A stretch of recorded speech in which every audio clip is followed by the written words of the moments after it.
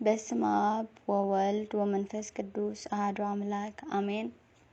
መንገዲ ባህታውያን ሻምናይ ክፋል ተአዛዝነት ናይ ገዛ ርእስና ፈቃድ ንምስዓር ኣብ እንገብሮ ቃልሲ ተአዛዝነት ሓደ ካብቶም ቀንዲ ኣገደስቲ መሳርሒ እዩ። ቅዱስ ዮሐንስ ሊኪሊማኮስ ከም ዝገለጾ ተአዛዝነት ሰብነትና ብዝያዳ ንመንፈሳዊ ህይወት ምንቲ ከገልግለና እንላመደሉ ነማዓራርየሉ ሜላ እዩ። ተአዛዝነት ንፈቃድ ገዛ ርእስኻ ቀቢርካ ብትሕትና ምትንሳእ እዩ። ብፍታውካ ገዛ ርእስኻ ንባርነት ኣሕሊፍካ ምሃብን መስቀል ጎይታ ኣብ ዝዋንካ ምስካምን እዩ። ገዛ ርእስኻ ብፍታው ንባርነት ኣሕሊፍካ ብምሃብካ እውን ሓርነት ክትረክብ ይኽእለካ። ሓደ ነገር ዘክር፣ ባርያ ኣዛዚ ዘይኮነስ ተአዛዚ እዩ። ፈቃድ ገዛ ርእሱ የብሉን፣ ፈቃድ ጎይቱ ጥራይ ይፍጽም። ንመን ክእዘዝ እንድሕር ኢልካ ኣቦታትና ንመራሕ ኢኻ ተአዘዝ ይብሉ። ዕብራውያን 10:3-7 መን እዮም መራሕተይ? ኣብዚ ሕጂ ግዜ ከመይ ገይረ ቁኑዕ መራሒ ክረክብ ኣበይ ዝብል ሕቶታት ተሓትት ተለው። ሕጂ እውን ቅዱሳን ኣቦታት ዝምልስዎ መልሲ ስማዕ። ቤተ ክርስቲያን ዘመናት ናይ ምስዓር ሓይሊ ስለ ዘለዋ ንኩሉ ዘመን ዘገልግለና ኣቀዲማ ካብ ዘመን ሃዋርያት ሓደ መራሒ ሂባትና ኣላ። እዚ መራሒ ንኩሎም መምሃራን ዝሓልፎም ኣብ ኩሉ ቦታ ዝርከብ ኣብ ዝኾነ ኩነት ዝርከብ እዩ። ኣብ ከተማ ይኹን ገጠር፣ ንድኻ ይኹን ሃብታም፣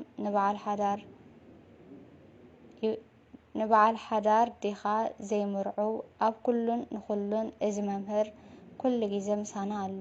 ንዕኡ ዘለና ተአዛዝነት ኣብ ዝኾነ ግዜ ክነርእዮ ንኽእል። ናይዚ መራሒ ስም ክነግረካ ቅዱስ ጾም ይበሃል። እግዚአብሔር ናትና ጾሙን ናትና ጸሎትን ዘድልዮ ኣይኮነን። ንሱ ፍጹም ኣምላኽ እዩ። ዝጎደሎ ነገር እውን የለን።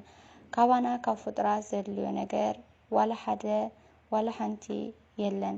ካባና እውን ዝሓቶ ሓንቲ ነገር የለን። እንታይ ደኣ ምእንቲ ድሕነትና ክንወርስ መስዋዕቲ ክነቅርበሉ ይፈቅደልና። ቅዱስ ዮሐንስ አፈወርቅ ናብ እግዚአብሔር ክነወፍየሉ ንኽእል ዝዓበየ ህያብ ገዛ ርእስና እዩ።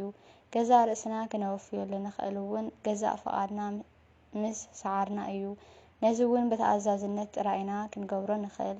ገዛእ ፈቃድና ምስዓር ንኽንክእል ብተአዛዝነት ክንመሃሮ ኣለና። ንተአዛዝነት እውን ብምልምማድ ንተአዛዝነት ክንላመደሉ ንኽእል ዝዓበየ መሳርሒ ድማ ቤተ ክርስቲያን ሰዓረትልና ናይ ጾም መዓልትታትን ወቅትን እዩ።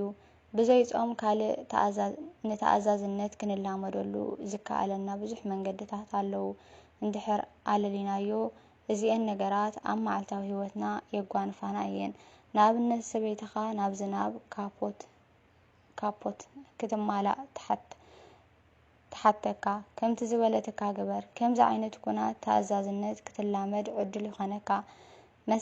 መሳርሕትኻ ክተፋንዎም ይሓትኻ። ከምቲ ዝሓተትካ ግበር። ቃሉ ዘየፅረየ ህፃን ክትሓቅፎን ክተሳራስሮን ይሓተካ። ከምቲ ዝሓተተካ ግበር።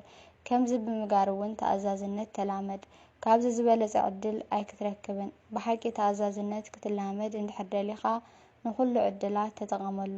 ኣብ ኣመክሮ ዘሎ መነኮስ ልዕሊኻ ዕድል ከም ዘይረክብ ፍለጥ። ከምቲ ንስኻ ኣብ ቤትካ እትረክቦ ዕድል እቲ ኣብ ኣመክሮ ዘሎ መነኮስ ኣይረክበን። ስለዚ ኣብ ረብሓኻ ኣውዕሎ።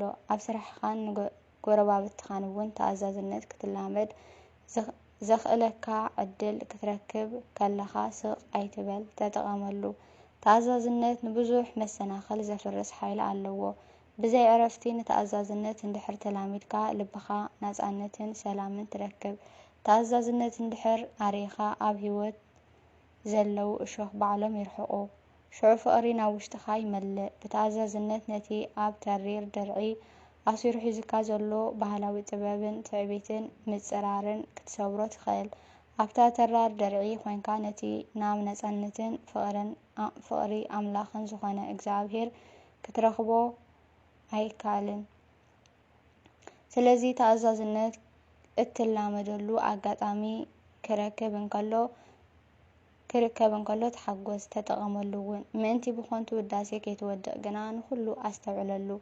بعلامة تأزازنت كتطري كتبل ناب جبزنا خيتودق تتنقق نتي زرخبكايو أقاطامي نخلو خكم كنوتو تتقاملو نزرخبكايو أقاطامي كي تتقنقالو نزحلف نجزار اسخا قسصا مغنياتو نسخا كم تصبو نفاس اندارا ايه كي تتقاملو سق زبالة بعال جلبا خوينكا علخا اتي نفاس كم منقدو كحلف قدن يو تتقاملو اي تتقاملو بزحايا قدسون جن نتي بعال جلبا نام معرفي بوتو كالطفو زبزحلو عدلات يباخن هالو سلازي نسخاون كومو جبر نخل عقاد عميتات تتقيمكا نتعزازنت عطريا سلوس قدوس نزبهري التطريلو عقاد عميتات فتير الكالو نسخا اون كلو جيزة بزعوا تعزازنت حساب عميقا قسقس قداماوي فيلماوي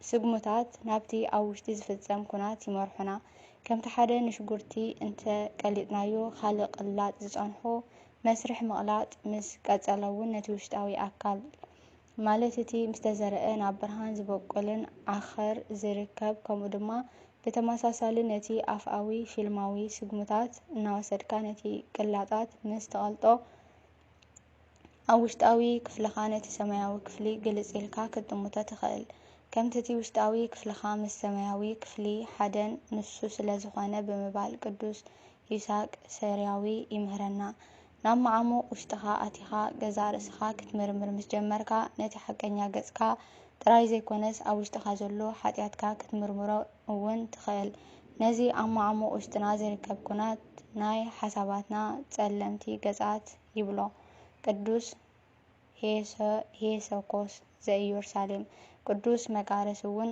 ኣብ ውሽጥና ብለመምታ ኣትዩ ሰፈር ሰሪሑ ዘሎን ኣብ ውሽጥና ኮይኑ ንነፍስና ዘቕስራ ዘሎን ብምባል ተመን ገይሩ ይገልጾ እምባራ ውሽጥና ጸለምቲ ገጻትን ንወሰንቲ ኣካላትና እንዳነኸሰ ንመንፈሳዊ ግብሪ ከም ዘይነቅሕ ዝገብር ተመን ኣሎ ነዚ ክሳብ ዝጸረየን ክሳብ ዝመውትን ኣይንደቅስ ነዚ ኣብ ውሽጥኻ ሰፊሩ ዘሎ ተመን እንተዳ ቀቲልካዮ ኣብ ቅድሚ ኣምላኽ ብንጽህናኻ ተሓጎስ ግን እንተዳ ዘይተኻኣለካ ከም ሓደ ድኻ ሓጢአተኛ ስለት ኩሉ ዝጎደለካ ዘበለ ናብ እግዚአብሔር ለምን ቅዱስ መቃርስ ከሳብ ሕጂ ንልብና ክንሰብሮ ኣይካልናን ስለዚ ከመይ ጌርና ማዕሞ ውሽጥና ክንኣቱ ካሕሑ ክኸፍተልኩም ማቴዎስ 7:7 ከም ዝበለ ጎይታ ኣብ ደገ ደው ኢልና ብጾምን ጸሎትን ደጋጊምና ንኻሕኹ ምኹሕካሕ ማለት ግብራዊ ህይወት እዩ ኣብ ቃላት ጎይታ ጸኒዕና ብድኽነት ትሕትና ኩሉ ኣብ ወንጌል ተነገረና ዘሎ ንምፍጻም እንዳተጋህና ለይትን መዓልትን ኣብ መንፈሳዊ ማዕጾ ኣምላኽ ደው ኢልና እንድሕር ካሕኩሕና ነቲ ንደልዮ ዘበለ ክንረክብ ኢና ዝኾነ ሰብ በዛ ማዕጾ ኣቢሉ ካብ ባርነት ጸልማትን ናብ ሓርነት ክንሳገር ይኽእል ኩሉ ሃብቲ ናይ መንፈሳዊ ሓርነት ናብቲ ሰማያዊ ንጉስ ዝኾነ ክርስቶስ ክበጽሕ ዝኽእል ዕድላት ክረክብ ይኽእል ቅዱስ መቃርስ